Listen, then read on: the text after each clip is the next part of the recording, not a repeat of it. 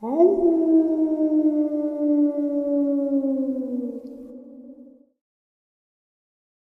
and salutations, folks. I hope everyone is doing well. Welcome to today's upload. Today's upload is going to just be an assortment of terrifying encounters. Before we jump into them, a couple quick links. As many of you know, I rely on Patreon, PayPal, channel membership, and the merch to help the channel to continue to grow and go.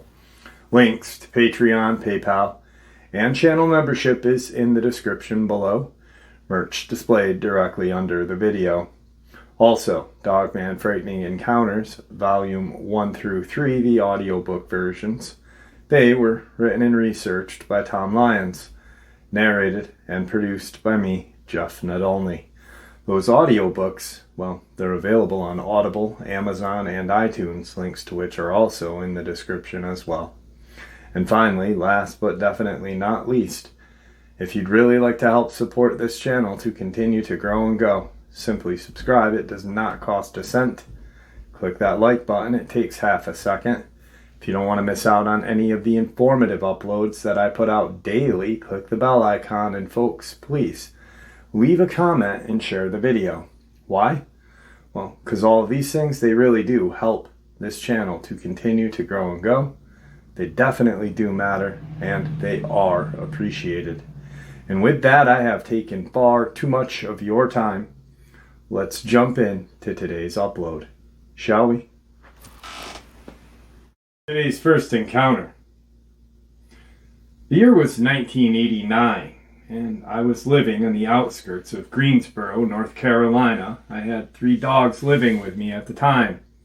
One, a black lab, the other, a yellow lab, and the last, a German Shepherd mix, all of them of which were female. The trio of dogs were excellent for the wooded environment that I resided in at the time. They were extremely intelligent and in touch with the natural habitat. None of them were the type to bark for no reason. When they did sound the alarms, it was always because predators were nearby. Let me tell you, nothing intimidated them, at least that's what I once thought. I'd been living in the home for about 2 years when I was mysteriously woken up by all of the dogs whimpering at once. All 3 of them slept near the foot of my bed, and the behavior was so unusual that I remember questioning whether I was still dreaming. The German Shepherd, Blair, was doing circles near my bedroom door. It was hard to tell if she wanted to investigate something or if she just wanted to escape the bedroom for whatever reason. I tried to hush them for quite some time without any success. None of them were looking toward either my bedroom window, so it was more likely they had smelled something or heard something that my senses did not pick up. Eventually, I became so restless that I did let Blair walk out of the room, hoping to get some clue as to what had stirred them up. The other dogs, Greta and Mama, stayed put in my room, continuing their soft whispers. I grabbed a glass of water while I watched Blair trot in circles around my living room coffee table. I did notice that she was occasionally glancing up toward the windows, but it was apparent that she couldn't see anything out of the ordinary. After a few minutes of watching the same thing, I asked Blair back into my room and allowed the 3 dogs to jump up onto the bed with me. That was something that I rarely did, but I couldn't think of anything else to get them to calm down. There was something about the 4 of us being huddled together that did help them to calm down. For the next couple of weeks, everything in life proceeded as normal. It got to the point where I was able to brush off their strange behavior. I guess I just convinced myself that one of them was overreacting, and it caused the others to become concerned for no reason. Then I woke up to the same thing, and this time the trio seemed even more worked up than the last. I'm one of those folks who are woken up very easily, and I find it very challenging to fall back asleep. Unfortunately, this pattern turned into a regular thing. After that second incident, without any indication as to what was getting the dogs worked up, Even though I didn't have much money to spend on that sort of thing, I brought all three of them to the vets. I was starting to come to a variety of strange theories, one of them being that I may have a terminal illness and they could somehow sense it. You hear all about that sort of weird things, so I became very open-minded about what was bothering them so much. After the vet ran tests on all three of the dogs and couldn't find anything wrong with them, I decided to see my physician for the first time in years. I just wanted to squash the worries. My doctor would end up revealing to me that I was pretty much as healthy as one could get for a 44-year-old. Even though I was relieved to learn that I was physically okay, it did not solve the nighttime issues. It had gotten so bad that I was losing hours of sleep every night. It was badly affecting my schedule, and I wasn't getting nearly as much work done on the job. So I searched my yard multiple times without finding any evidence of intruders or rare animals, but there was one day when I came home from work at lunchtime to make a sandwich, and I noticed a few very strange-looking tracks in the dirt on my driveway, kind of similar to what other people claim when they see Bigfoot. The only conclusion that I could come to at the time was these tracks belonged to some sort of large canine or wolf. But the toes were much larger than any wild dog I knew to exist. Additionally, I knew my dogs would not have been intimidated by a rogue wolf. Together, all three of them were confident that they could take out an intrusive wild animal. It was that same night that my dogs woke up yet again. Even though I was weirded out by those tracks that I had found earlier in the day, I just could not take any more. I had gone outside with a flashlight and my dogs were essentially screaming. It was as if they were begging for me to come back inside. When I closed the door behind them, I could hear them whimpering louder than before. They were super concerned about my well-being. I started pointing the flashlight to the nearby trees and scanning the area for any movement. I remember how still everything felt at that moment. It was as if time itself had stopped. As I neared the edge of the trees, my heart started to beat extremely fast, and I was overcome by a feeling that I should not be out here. My instincts were telling me that I should have listened to the dogs. It was as if I was turning around, about to head back into the house, that the shine from my flashlight landed on this figure that was more than halfway cloaked by the hanging pine. But I could see enough of it to know that it was looking directly at me. Suddenly, I caught sight of its massive head as it steadily ducked beneath the branch. This thing was standing on two legs, but from what I could see of its head, it clearly reminded me of my own German Shepherd mix, only much larger, and its face was considerably wider. The creature was multiple shades of dark brown and black, and was completely covered in fur. The branch, which it lowered its head below, was considerably high, making it clear as day that this thing was not short in any means. I don't think it was standing up straight either, but I am going to throw it out there that I think it was at least 8 feet in height. I could see one of its hands, and I did say hand because they did not look like paws. I could see long, opposable thumb. All of its fingers had long nails extending from them. I wanted to turn and run from this thing, but there was no question that it would be able to tackle me before I could even get to my door, and I truly felt as though I was at this thing's mercy. I'd been so devastated by the sighting of this creature that I hadn't even noticed my own dogs, now barking louder than ever and clawing at the door. I think it's because they wanted to protect me and were very aware of what stood only a few yards from me. The creature continued to hunch its head beneath the branch and then bring it back up. It would change its position every few seconds while keeping the rest of its body completely still. I'm not even totally sure that it knew I could see it while it stood behind that tree. slight sigh of relief came over me as I watched this thing swiftly turn and head back into the woods as soon as I could no longer see it. That is when I did a 180 and sprinted toward my door. It felt as though I was running in slow motion, like I couldn't get inside fast enough. Thankfully, I made it to the door and slammed it closed behind me, and when I walked over to the window to close the blinds, that is when I came face to face with this creature. It was standing inches from the glass, its shoulders hunched so that its head was level with mine. You're going to think this sounds insane, but those eyes were purely human. It is because of this experience that I now do not doubt that these creatures exist and are definitely real. It did not take long for me to realize that all three of the dogs had left the room. I guess seeing the creature that up close crossed a line, and they were too intimidated to let out another peep, even if it was to warn me. I always wonder what my dogs thought of this creature. Do they know the truth about what it was? Did they see it as some kind of demonic entity or just another animal that happens to be much more powerful? If my theory is correct, they could tell that the creature possibly had human DNA. That is something that has always intrigued me. There is no question that dogs do possess the sense that are superior than ours.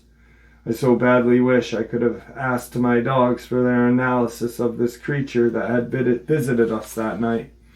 I remember how the creature's breath quickly began fogging up the glass. It was amazing to me how I never heard it take a single step while it moved toward my house. Maybe I was just too scared to pay attention at the time, but if these creatures are as stealthy as ninjas, that makes their existence all the more terrifying. It continued to stare at me as I slowly backed away from my windows. I backed around the corner and into the kitchen and grabbed the largest butcher knife I had, waiting for minutes. Then peeking around the corner, I could see nothing through the window. I'm not sure how long I had waited, but I stood there leaned against the counter, pretty much waiting for any sign of noise. All was silent. Eventually, the dogs trotted out from hiding, and I took that as a sign that the creature had vacated the premises.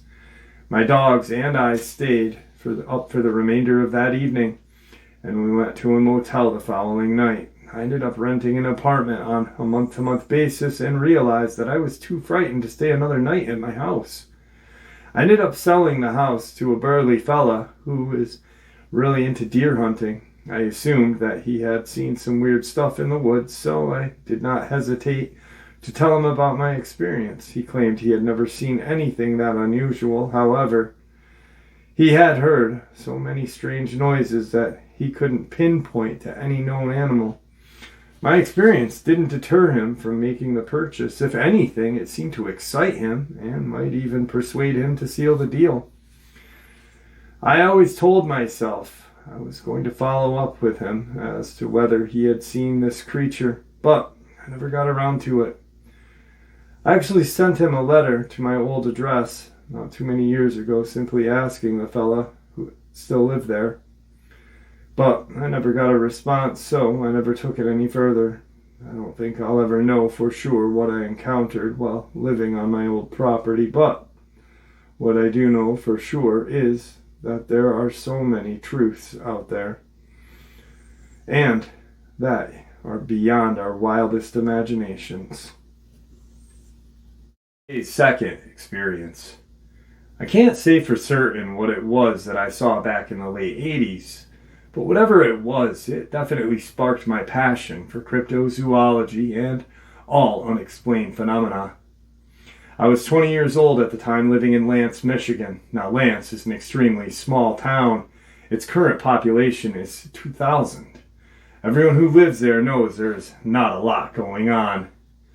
It was spring, and we had just opened the local golf course for the season, which is where I was working at the time, and I did all sorts of things to keep this place running smoothly. It was one evening while I was driving the Kubota, which is the cart that gathered the golf balls, that I saw something that I will never forget. I was driving the vehicle out to the Grange when suddenly this large creature emerged from a nearby thicket carrying a mangled, bloody carcass. Now I'm pretty sure I was able to make out hooves, so that makes me think that its carcass was probably some land animal such as a deer or goat. After the strange creature walked a few yards out onto the driving range, it had dropped this carcass from its jaws and began shifting its head in all directions. The way it moved made me feel as though it thought another predator was nearby and may come along and steal its meal. It looked in my direction on multiple occasions, but I suppose I was far enough away not to be of concern. I was so stunned by the sight of this thing that I stepped on the brakes to observe it. I turned around to see that there were still one golfer using the driving range, and it was plain to see that he had also stopped what he was doing due to the sight of the creature. I watched as it took a few steps forward from his tee so he could get a better view of this thing.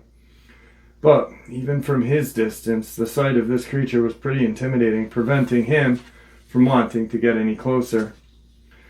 I was essentially in the middle between this creature and this golfer, and even though I had a steel cage around me, something started to tell me that I might not be as safe as you'd expect.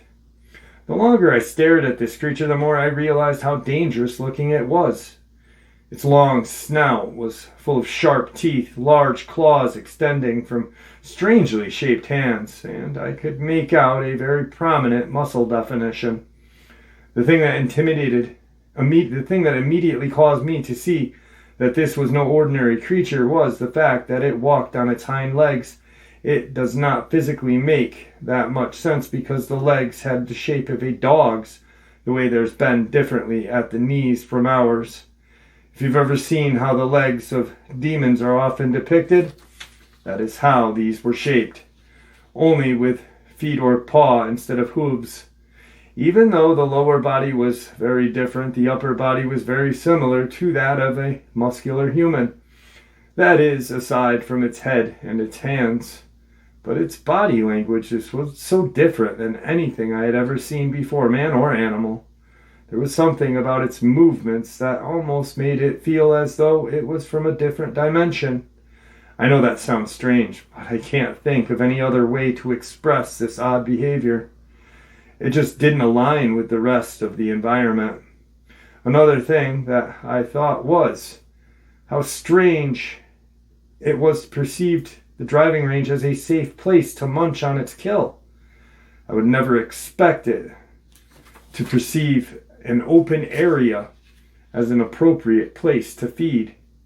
As I sat inside this caged vehicle, I continued to mentally slap myself trying to come to terms with what I was staring at. By the time I looked back at the golfer, he had already gone, leaving me entirely alone with this large predator and the carcass. For obvious reasons, I wanted to turn the vehicle around, but with the way this creature would occasionally glance in my direction, my instincts told me that there was a good chance that it would follow me, and if it did follow me, who knew that unsuspecting innocent bystander might have accidentally lured to it. It got to the point where I felt like I had been watching this creature eat this bloody meat for an eternity, motivating me to try my luck and start driving the vehicle toward the concrete path that led to the shed. It was as I began turning the vehicle around that something from the opposite direction seemed to capture the creature's attention. I watched as it stood up as tall as it could go, as it perked its head up and looked toward those woods, then stepped in front of its prey, seemingly blocking it from view. That was when I felt as though I could guess that its height was somewhere between 7.5 to 8 feet. So I was slowly turning away when, out of nowhere, the creature sprinted toward the same section of woods that it had come out of. Whatever it was running toward concerned it so much that it left its food behind.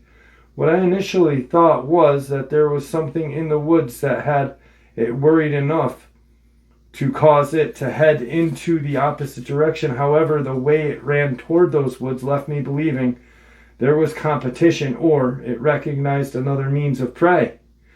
Of course, it's something I will never know, and still to this day have trouble accepting what I saw. The sight was so out of this world that I don't think I will ever fully accept it.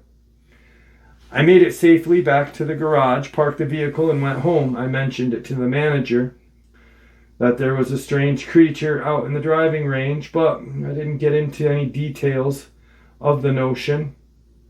All I said was it looked like some large dog and that it may be dangerous, so he should consider calling animal control or something. I did return to work the following day, and that mangled carcass was gone. Nobody that I had worked with spoke of it, so my theory is that the creature did come back sooner than later to retrieve its dinner. Anyway, that's my experience. Today's third experience. My name's Kitty, and when I was 20, I encountered what I believe to be either a dogman or a skinwalker.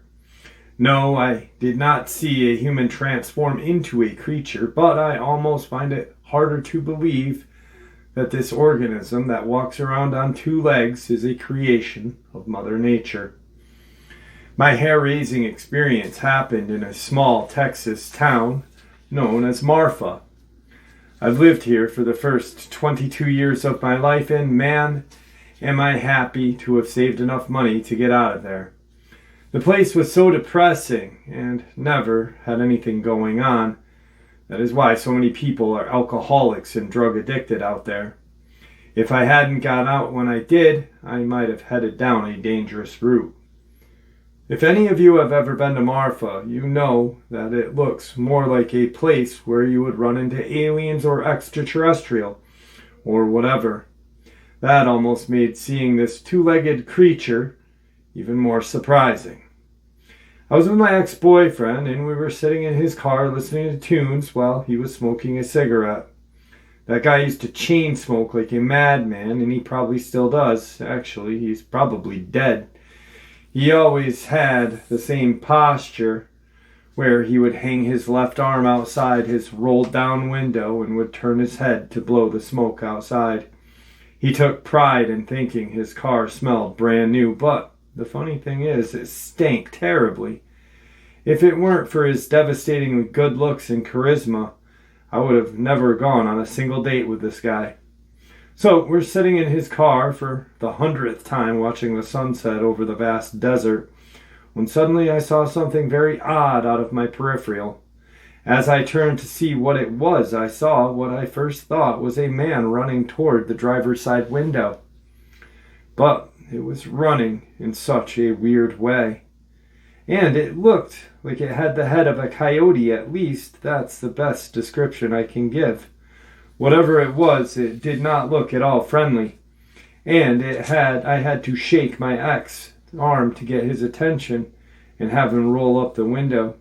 The creature was pretty quiet on its way to the car, and I am not certain that my ex would have kept his left arm if it was not for me frantically yelling at him to close the window as this thing headed toward us.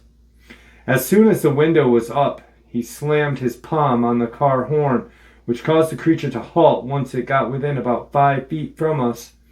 It was clear that it hated that noise since it started scratching at its large ears, and that's when I noticed that it had hands, not paws, like a normal dog. I could see thumbs. Eventually, my ex became so distracted by the sight of this thing that his hand naturally slipped off the car horn. We then watched as this creature walked a few laps around the car. This happened way back in the day before cell phones with cameras. Since we were there for the sunset, it was getting darker by the second, while we watched this creature that was unlike anything either of us had seen, even on TV. I mean, it was so shocking that neither of us even thought to shift the car into drive and scram. It truly was as if this creature had us entranced. I am sure that if there had been a hidden camera recording us, we'd be wide-eyed with our mouths hanging open. It wasn't long before I started coughing, failing to realize that the interior of the car had filled up with smoke from the still-lit cigarette. Out of nowhere, the creature ran to a position that was about 30 yards from the hood of the car. It then turned around and ran toward us on two legs before leaping onto the hood. The creature was so heavy that its weight caused the rear tires to lift off the ground briefly. At least, that's how it felt if you were sitting in the car. As the creature pressed its snout against this windshield, that's when my ex finally got the idea to shift the car into reverse. The creature was so agile, and it effortlessly hopped off the hood of this vehicle as soon as we started moving. I watched as it then growled at us while we spun the car around and headed toward the main road. I was expecting the creature to chase us until we got going at a very high rate, but it did not. It just stood there watching us disappear into the horizon. Aside from the terror of this event, something that has always stood out to me was how my ex quit smoking cigarettes after that happened. It was as if the guy was stared death right in the face and then started to value his life a little more. You may or may not be surprised to hear that we did not discuss this incident much after it happened. However, we weren't together too much longer after it happened, so maybe we didn't have enough time to accept the bizarre reality before we felt like trying to put it into words. Our relationship was already on the rocks beforehand. I've told a few friends, boyfriends, girlfriends about it, but I never feel like anyone truly believes it. I mean, it's a pretty weird thing to bring up, right? Anyway, I get when people say once you see something like this, it alters your perspective on the world. I found that there is a period where you distrust all authority as well as the modern day science. It feels as though you have been lied to and that you need to relearn the truth about the existence. Everything you may have been taught in school flies right out the window, but at that same time, I found the feeling to be liberating. It affirms that you are not at all crazy for having considered any conspiracy theories. It may be a surprise to many, but I've spent quite a bit of time out there in nature since the event and never again saw anything like it, and that's a good thing. There are so many people that go searching for these creatures, and that's something I will never be able to relate to. Why would you go looking for something that could easily kill you and consume you? Thank you. What I wanted to comment at the end of the second experience was when he states that he thought that this creature was possibly from another dimension because of how oddly it moved and looked. And if you've ever heard my experience, that is exactly how I felt when we came to the stop sign and that one was standing next to the stop sign and next to the roadway. Nothing about it looked like it was from this planet, from this dimension. Everything about it was just so different than anything I had ever seen up until that time and since.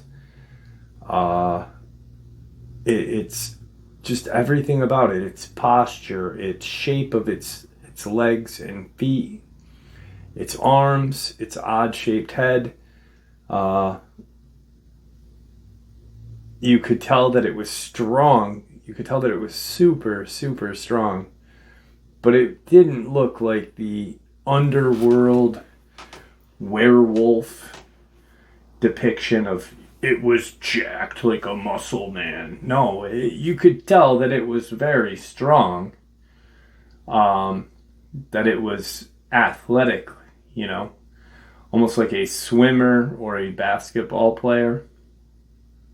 But it wasn't doing bench presses and curls in the woods somewhere with a weight set. It just did not look. It looked so here's something that I've never really, it looked so strange that it did not belong in this dimension, but it looked so natural to itself, if that makes any sense. If I were to see it and it was jacked like a bodybuilder, I would think how dumb that thing looks. This just looked, and I've used this term once or twice before, farmer tough. Like, it looked like it had muscles because of its life and what it had to do to live. Like hunting, running, chasing, possibly fighting with others. Fighting other creatures for domain, you know. But I just wanted to kind of throw that out there, that I agree with that guy so much, because what I saw just did not look like it belonged. And my buddy who saw the two come across the street before the noise was even made, and two of them, and that's like at that point, as those two crossed the street to get behind us in the woods behind us, is when the noises erupted from the woods in front of us, and we could see the eye shine. He said that those two they were quadruped, but he said they moved so strange, not like a dog, not like a large cat or anything, that moves on four legs. It was just very strange creatures. So just want to throw that out there. Today's fourth encounter. It's so interesting to me how we grow up being told by our parents that monsters are not real. If you are hearing this along with the rest of everything, chances are you know exactly that monsters are real. Sure, you could say that the Dogman is just another species, but at what point do we begin to separate animals from monsters? Also, we are told that they are not real, so that society can function without minimal fear daily. I believe that authority figures don't see it as productive for the rhythm of society, probably for multiple reasons. My name's Sam. My experience happened a while back in Dripping Springs, Texas. My cousin Rob and I were swimming in this really cool pond that feels much more like an enchanted lagoon. The place is known as Hamilton Pool Reserve, and it is most certainly the small town's claim to fame. It gives the location a lot of charm, and it wouldn't have otherwise. The more I think about it, the more I realize it's a perfect setting to cross paths with a real-life monster. Both Rob and I are in our late 20s, and it's not at all uncommon for us to finish off a case of brew by ourselves.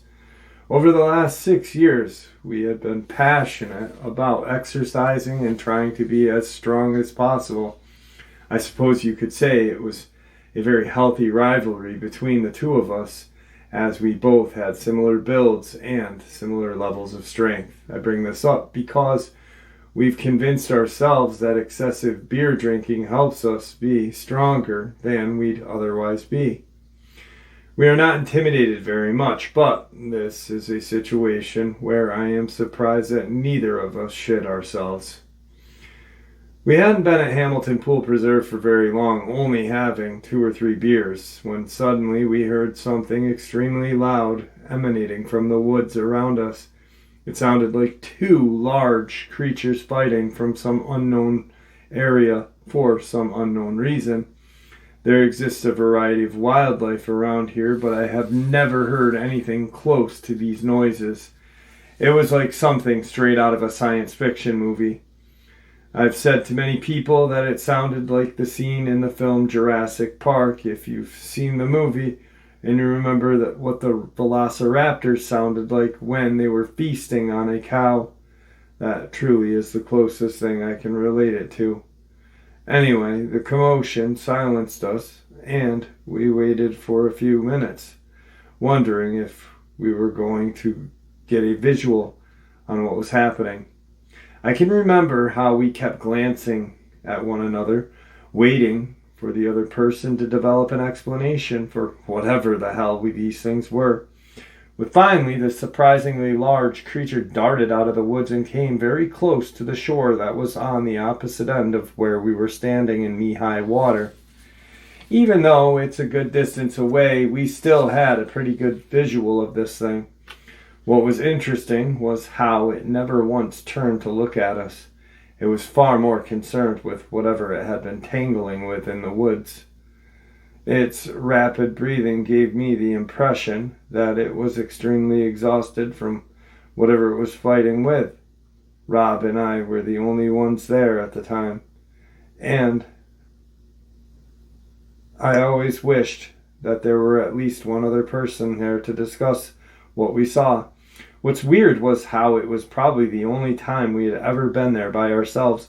The location is popular amongst a small town, so it's difficult to get it all to yourself. So it was a rare occasion in a variety of ways. When this thing emerged from the woods, I thought I was looking at the devil in physical form. There was something about its shape of its legs that brought about that idea, but I soon saw the pointed ears and the long snout and realized that I was looking at something dog origin.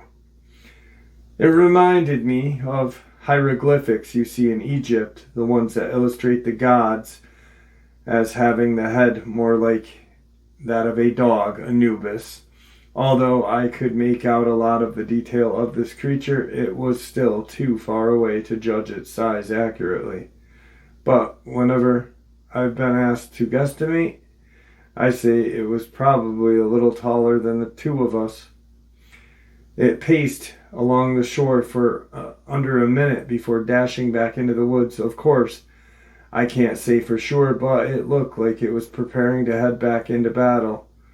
Rob and I continued to stand there watching us, waiting for an additional aggressive noises, but nothing further came. Maybe whatever the creature was fighting with decided to move along before it endured any further damage.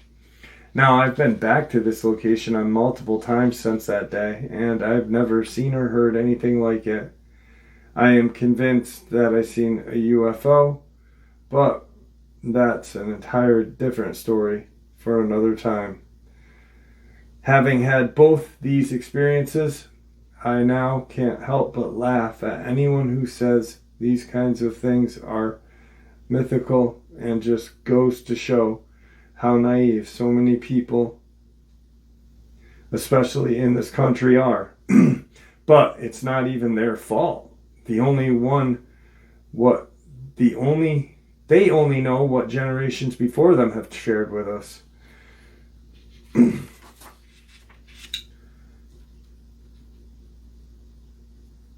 People who aren't afraid to share their expressions, that so many people have viewed these creatures. I have noticed that it even takes a good amount of courage to convince yourself that these bizarre events occurred. Society has done a fine job programming too many of us to remain quiet out of fear of being mocked. The way I see it is that if you contribute your experiences to the public eye, you are doing a good deed, because it encourages more people to be brave and share their experiences.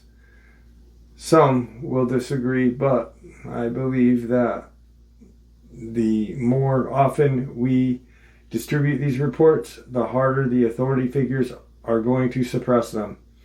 We were put on this earth just like everyone else, therefore we deserve to know the truth about what is out there. I don't think anyone should have the right to withhold any kind of information. Thank you for allowing me to share.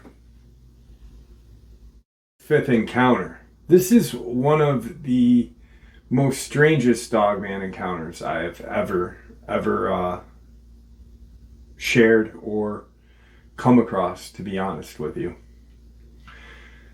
My name is Marlene, and I was visited by something strange back in the early 2000s. It's something that I still have trouble accepting. It is reality.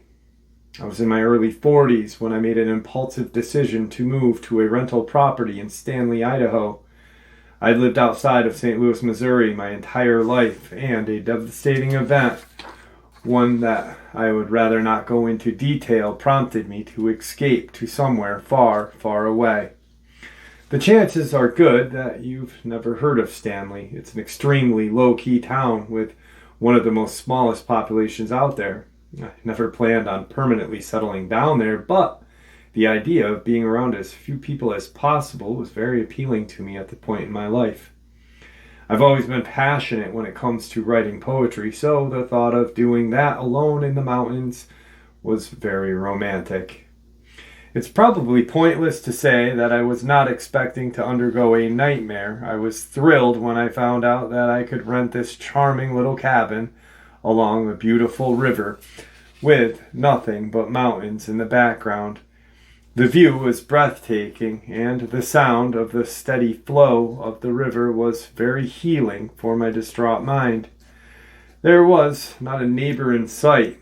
Normally, I would have recommended relocating to this type of desolate environment while coping with trauma, but that was before I learned what lurks in places like this. The payoff can be huge, but you do put yourself in extreme danger.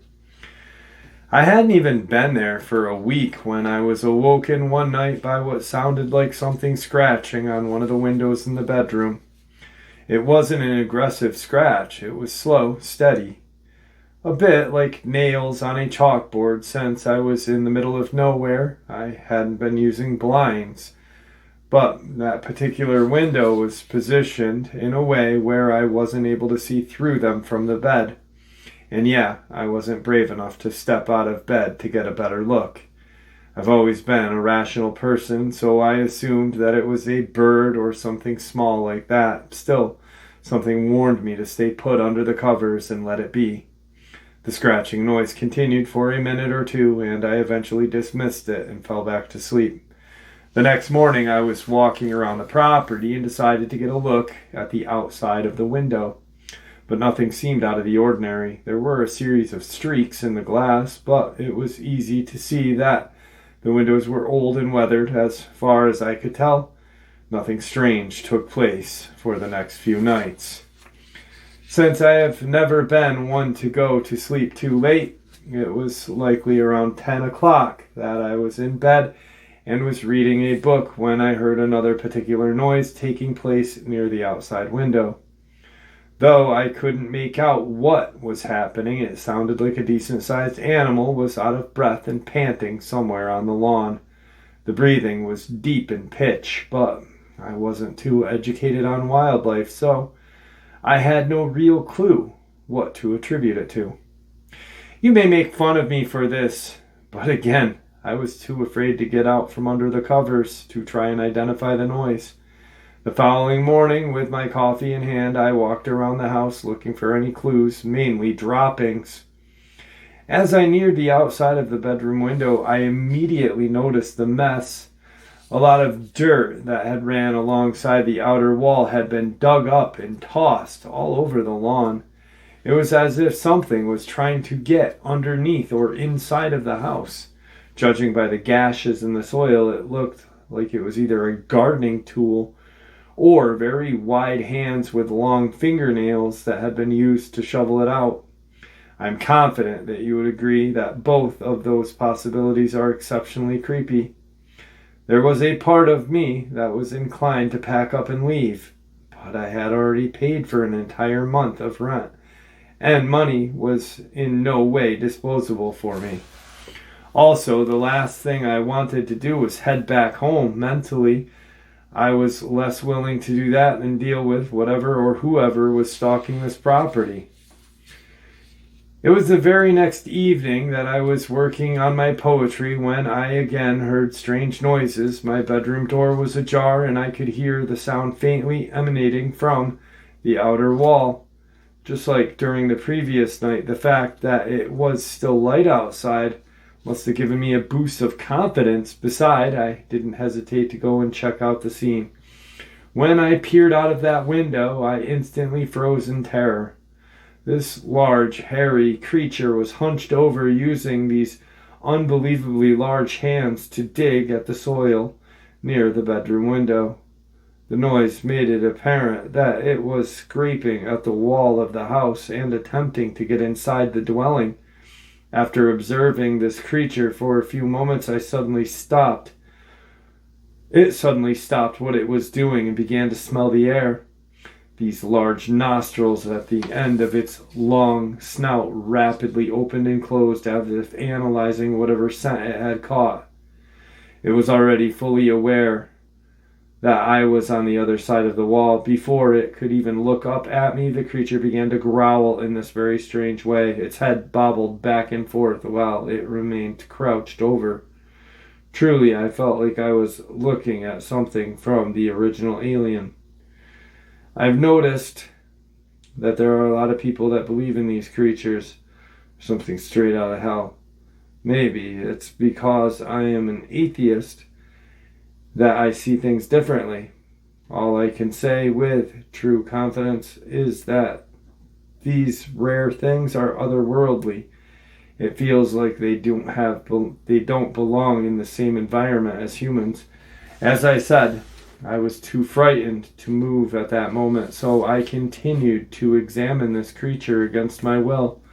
That growl was more like a purr that I felt internally. I wondered if the noise could have been a defense mechanism that they either used to deter unwanted visitors or to devastate their prey before making the kill.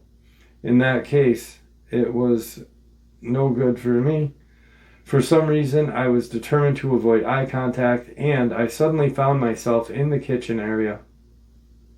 I felt as though the creature had managed to disorient me enough to the point where I don't remember making my way to the other room. Anyway, it was clear that it wanted to make its way into the house, but I couldn't understand why it didn't just use one of the windows. This creature was so large that it could have so easily broken the glass of any window and just stepped inside. It'd be one thing if the windows were too small, but the cabin had unusually large windows, surely to take advantage of the expansive views that surrounded this place. It was then that it occurred to me I hadn't yet checked out the basement. It could have wanted to get into there for some reason. Although the basement door was not locked, there was a sign on the doorknob that read "Private." I discarded it because if there was something down there that attracted this creature, I wanted to get rid of it.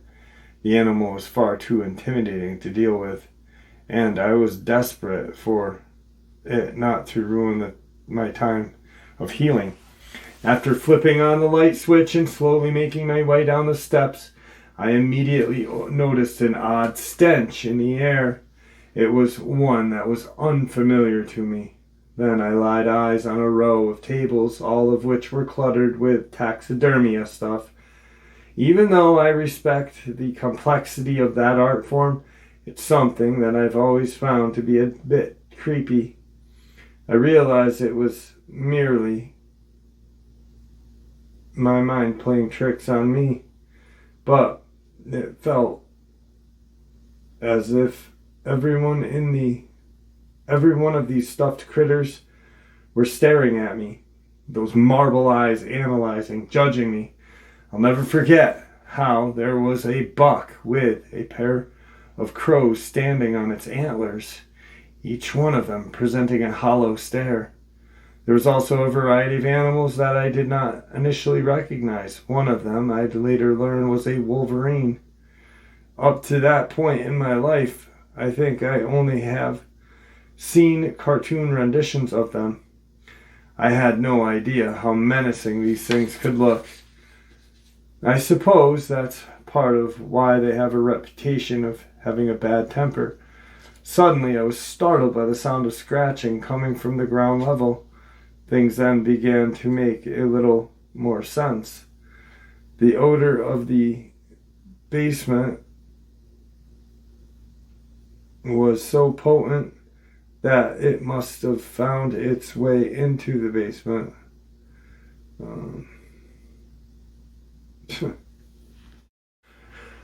Suddenly, I was startled by the sound of scratching coming from ground level. Things began to make a little more sense. The odor of the basement was so potent that it must have found its way to the nostrils of this large dog-like creature. That is when I began to feel like I had made my way to the wrong rental property. I remember feeling angry at that moment. Like, how would anyone in their right mind think it's a good idea to promote their rental property while having a large predator roaming the grounds? Did they not find it intimidating that this thing was trying to make its way inside? What if I had been walking around the land when it decided to come around? The whole idea was just difficult for me to even comprehend. It seemed so unbelievable and irresponsible. After making my way up the stairs, I immediately grabbed the telephone and dialed the number of the company that had rented me the property. Though I didn't have a direct number for the owner of the house, I needed to at least vent. It was as the employee answered the phone that I realized I had a little clue of how to emphasize the strangeness of the situation, and I told them that a large creature or animal was attempting to dig its way into the house, and I no longer felt safe. They probably thought I was a bit of a lunatic, but they did offer me a full refund. Unfortunately, that didn't do very much to make me feel safe in the current situation. The scratching was lasting longer this time, making me feel that this thing was intent on making its way in, and I wondered if it was because of what was down there. After quietly masking my way up the steps, I could hear the sound of breathing as it continued to scratch away. It was by far the most frightening I had ever been in my entire life. Nothing can even come close. With the rental company employee still on the phone, I asked if they could send someone out. Again, they seemed perplexed as to how they should appropriately proceed, but they did as I asked and said they'd get someone out there to check out things. Surely the employee could hear the fear in my voice and wanted to help, but they never dealt with anything like this. The whole situation was just awkward. By the time I spotted a vehicle pulling into the space where the car is, I could still hear this animalistic noises coming from the other side of the house. I watched from inside as a young man exited the vehicle and began walking toward the front door.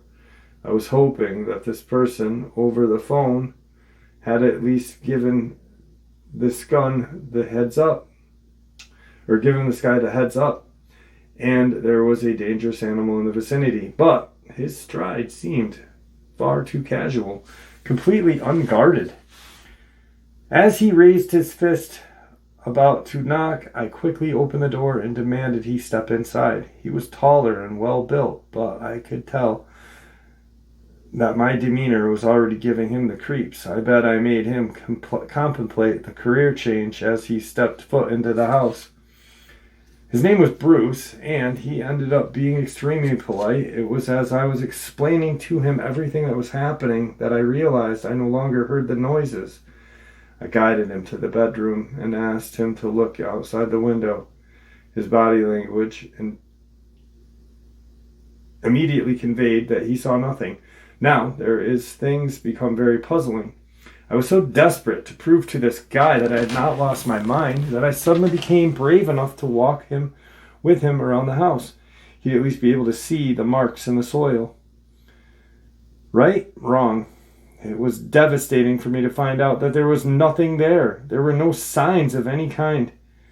It was as if someone or something had come up and cleaned the mess. Any evidence of this creature had been around. I am not going to lie, I almost had a breakdown right there. It was the first time in my life I had began to question my insanity, or sanity, and having a stranger right there made me feel a little more uncomfortable. And just like that, I got the feeling that I wasn't dealing with a wild animal. I was dealing with some sort of apparition. I think the guy could tell that I was embarrassed as he awkwardly asked if there was something else that I needed, signaling that he wanted to be on his way. I thanked him for coming out and agreed that I would call if I felt in danger. Before he departed, he provided me with a number of the local animal control. Even though I was slightly creeped out by the idea that a ghost had visited me, at least I felt comfortable by the idea that it wouldn't be able to harm me. Looking back, I don't know why I assumed that was a guarantee, even if I was dealing with a ghost. Who was I to think I knew anything about science behind all that? The reality was that I knew nothing, and I was merely trying to comfort myself so that I would be able to continue living in this cabin in peace. Once night rolled around, everything remained quite calm, which did help a lot with my state of mind. I was able to read my book in peace and had a restful sleep. That experience boosted my confidence and reaffirmed the idea that I had made the right choice by deciding to stay out here. I wanted to say it was maybe 4 or 5 nights that everything felt normal, then things changed. At around 3 a.m., I was awoken by the sound of footsteps coming from the common room and kitchen. It was as if someone or something was pacing between the 2 rooms. Part of me wanted to yell at whoever or whatever was out there to go away, but another part of me warned that would be a very bad idea. So I continued to lie there frozen in fear, desperately hoping that who or whatever was outside of the room would just go away. My bedroom door was closed, but there are no locks on any of the doors aside from the main entrance and the basement. I was terribly afraid that I was going to hear the sound of the bedroom doorknob turning. Eventually, after a few minutes, all of the noises seemed to stop, and I was left there wide awake and wondering who the hell had been there. Were they still out there, refraining from making noise? I'm not sure how, but I managed to fall asleep again. Then out of nowhere, I suddenly awoke to something you will have a difficult time believing. I almost don't want to share this, but anyway, I felt as though I was going to have a heart attack. I couldn't breathe. I watched helplessly as this large dog-like creature paced back and forth around the bed frame. Its head swung like a pendulum as it stared toward the ground. Whatever this thing was, it seemed so anxious. It was like I could feel its anxiety radiating from it. Its diaphragm rapidly inhaling and exhaling while it made this very sickly panting noise. In some ways, I felt bad for the creature, although I cannot be sure why. But mostly, I just wanted it to go away. Even with it pacing around the room on all fours, I could tell that the hump on its back could be leveled with my chest if I was to stand next to it. To say this thing was huge is putting it lightly. I've never felt so small and vulnerable in my life. It wasn't long before my nostrils crinkled to a very unpleasant odor, unlike anything I had ever smelled before, and the creature paced for such a long period I eventually began to mutter words, "Can I help you?" But I was viciously interrupted before I could finish. The entity lunged toward the bed as if it was about to pounce, but halted a few feet from my face, and that is when I experienced the smell and the heat of its breath. I was so terrified. I'm certain I would have hurled all over the bed sheets. Of course, I had been very frightened before, but this was the first time I genuinely felt unwelcome. It felt clear that this whatever was demanding that I leave and never return, and suddenly, whatever this thing was, it seemed as though it possessed much greater intelligence than any animal I had known to exist. Its emotions seemed almost human. The bedroom was dark, but while I stared at this intense face of an entity, I'm convinced the eye sockets were hollow. Maybe it just had black eyes or something. But that is the visual I have stamped into my mind. Suddenly, the creature turned its head and walked out of the bedroom. I was never much of a religious person, but I am pretty sure that was the first time I had said a prayer asking that this strange creature never approach me again. There was no way I was going to feel safe in this house. So by the time I was able to move my legs again, I grabbed a few of my belongings and ran to my vehicle. While I drove away from that property, I was so worried that I was going to look in the rearview mirror and see the creature in my back seat. It was such a miserable feeling that I drove toward the nearest town, and the drive seemed to take forever. The realization made me look at life at a different angle. I think we are all so accustomed to our everyday obligations, like earning money, that we are sheltered from such things of what is going on. Truly, what did I encounter during my stay at this cabin? I seriously doubt I'll ever know. Here's another weird aspect. When I got to the hotel room, I immediately got into the shower. Since I had already bathed earlier that evening, I had no idea why I was so desperate to cleanse myself, but I was. For some reason, I felt filthy. I can't help but wonder if it was because of the energy this entity was so putrid that my brain was convinced that I was contaminated. That's the only theory I've been able to come up with. I also remember leaning against the shower wall crying. It was the first time that I let out tears after encountering this thing, and boy, did they flow. I did not sleep at all that night, and as soon as I felt I had reached the appropriate hour, I gave the rental office a call to let them know that I had vacated the premises. The person to answer the phone was the same young man who came out and checked on things after I called the last time. After he politely offered the refund, the remainder of my pay, he discreetly confessed that it was not the first time a renter fled the property. He explained how they had been taking careful measures to look into whatever was causing people to vacate so suddenly. For all I knew, he was probably just saying that to sound more sympathetic. I have a feeling that the business cut ties with the owner of the cabin. I so badly yearn for a detailed explanation of what happened to me. Like, if the creature was a spiritual entity, how was I able to smell its breath? Also, I could feel the vibration of it when it moved on the cabin floor. When ghosts do visit this dimension, do they take on physical characteristics just like everything else does? It's one of those things I almost have to prevent myself from pondering too much, or I will start to feel like I am losing my mind. Additionally, I'm curious as to whatever the owner of the house was like. The collection of taxidermy in the basement really creeped me out. It gives me chills just thinking about it. What if the taxidermy somehow had gotten their hands on the body of a Dogman and intended to turn it into a piece of art?